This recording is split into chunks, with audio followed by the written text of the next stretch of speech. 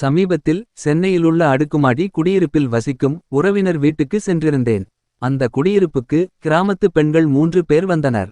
அவர்களுள் ஒரு பெண் முருங்கைக்கீரை உள்ளிட்ட கிடைக்கக்கூடிய கீரை வகைகளை வைத்திருந்தார். இன்னொரு பெண் ஆலங்குச்சி மற்றும் வேலங்குச்சிகளை ஒரு ஜான் அளவுக்கு நறுக்கி கட்டுக்களாக கட்டி வைத்திருந்தார். அடுத்த பெண் சிறிய துணிப்பைகளில் பசுஞ்சாண எருவை வைத்திருந்தார். அவர்களிடம் அதுபற்றி விசாரித்தேன். நாங்க 3 பேரும் ஒரே கிராமத்திலிருந்து தான் வர்றோம்.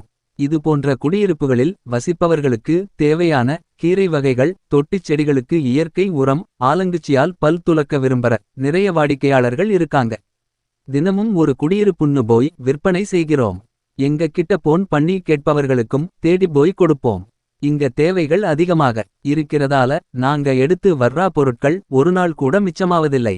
இந்த வியாபாரம் மூலம் கை நிறைய சம்பாதிச்சு கௌரவமா சொந்த கால்ல நிக்கிறோம் என்றனர் மகிழ்ச்சியுடன். தன்னம்பிக்கையும் துணிவும் உள்ள அவர்கள் மென்மேலும் வாழ்க்கையில் உயர மனதார வாழ்த்தினேன்.